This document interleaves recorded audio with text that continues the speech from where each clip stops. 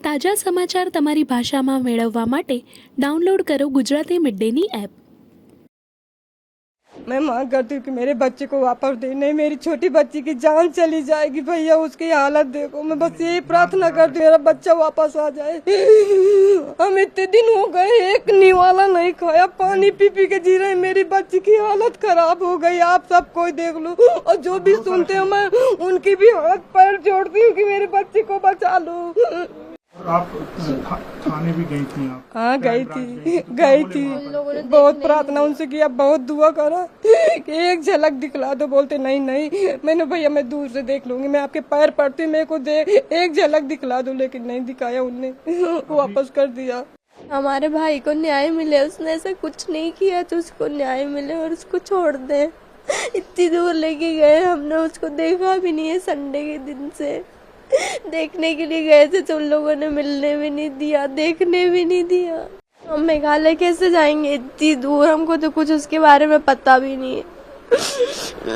अभी आप इसीलिए कल गए थे ताकि उसको एक बार तो देख पाए वहाँ ले जाने से पहले, लेकिन उन लोगों ने नहीं देखने दिया। मैं बस यही कहूंगी सर कि मेरा बेटा ऐसा नहीं है, वो कभी ऐसे काम नहीं कर सकता। वो बहुत छोटा है, बहुत अपने तीन बहनों की जिम्मेदारी उठाता है। जब से उसके पापा न रह गए, जब से वो कपड़ा मार्केट में काम करता था, रात में आता था तो खाना खाता था, फिर न्यूज़पेपर डालने जाता था, फिर सुबह कपड़ा मार्केट जाता था। तो एक हमारे पड़ोसी भैया सब रहते करते थे, तो उन्होंने बताया कि यहाँ पे काम कर लो। गोविंद भैया के यहाँ का नाम नहीं उनका लिए, पर बोलते कि यहाँ पे काम कर लो तो तुमको अच्छा रहेगा। तो वो यहाँ से जाके वहाँ काम करने का एक दिन गया तो बोलते मम्मी अच्छा मैं काम कर लूँगा। बस वहाँ काम करने लगा, 2 साल काम करते उसको हुए।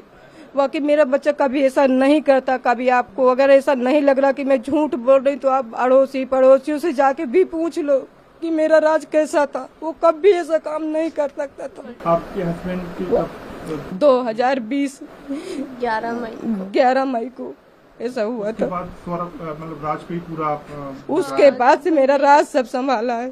हम एक टाइम खाते थे और एक टाइम नहीं खाते थे, तब भी हम अपने बच्चों के साथ ऐसा रहा। मेरा बच्चा कभी ऐसा नहीं करा।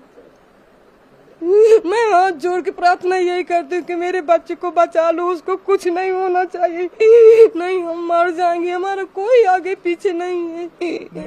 ध्यान रखिए, ऐसा कुछ नहीं। ये इंदौर में हम अकेले रहते हैं, हमारा कोई आगे पीछे नहीं, बस वही बच्चा है हमारा, वही सब कुछ करता था। रात दिन मेहनत करा भैया, रात दिन मेहनत करा।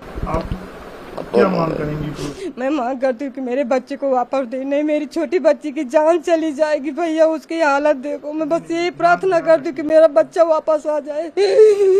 हम इतने दिन हो गए एक निवाला नहीं खाया, पानी पी पी के जी रहे, मेरी बच्ची की हालत खराब हो गई। आप सब कोई देख लो और जो भी सुनते हो मैं उनकी भी हाथ पैर जोड़ती हूँ कि मेरे बच्चे को बचा लो। अब सोनी प्रिया की दे बेटी है। आपका बेटा यहीं इंदौर में ही था, वो तो कहीं गया भी नहीं था? कहीं नहीं गया था भैया, वो तो घर पे ही था।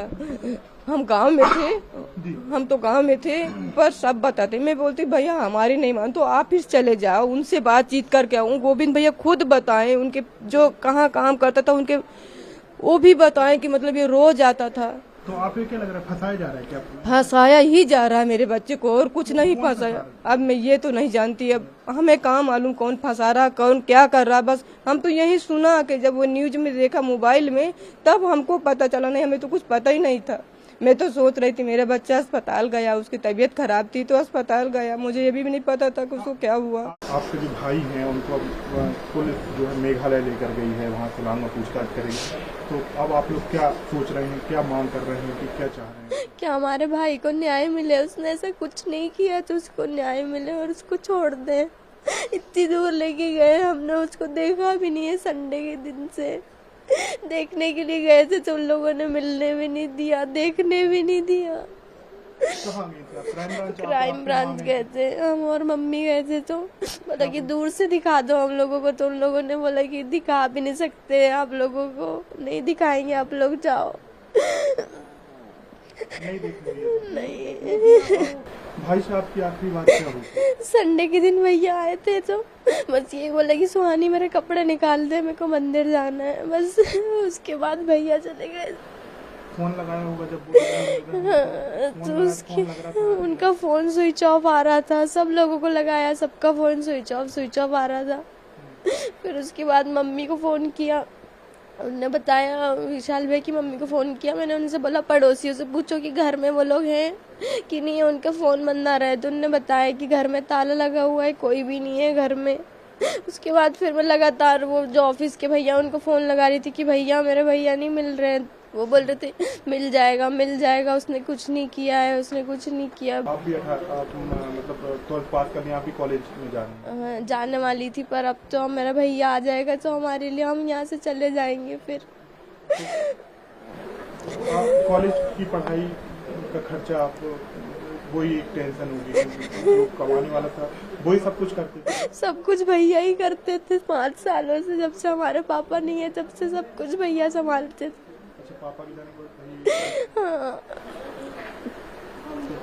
भैया ने खुद की पढ़ाई नहीं भैया ने अपनी पढ़ाई बंद कर दी थी, बस वो 10th पास आउट हुए थे, उनका रिजल्ट भी नहीं आया था, तभी पापा के साथ ऐसा हो गया था। उसके बाद भैया ने कभी पढ़ाई नहीं करी, वो बस हमारे लिए ही करते थे। वो अपने बर्थडे पे कभी कपड़े नहीं खरीदते थे, बस अभी 2 बार उन्होंने अपने बर्थडे पे कपड़े लिए थे, वरना कभी वो अपने बर्थडे पे भी कुछ नहीं खरीदते थे, बस हमारे लिए ही करते थे 5 सालों से। इसलिए तो भरोसा नहीं हो रहा कि वो कभी ऐसा कर सकते। સબસ્ક્રાઇબ કરો Gujarati mid day. Bell icon પર ક્લિક કરીને મેળવો તમામ વિડીયોના ડાયરેક્ટ નોટિફિકેશન.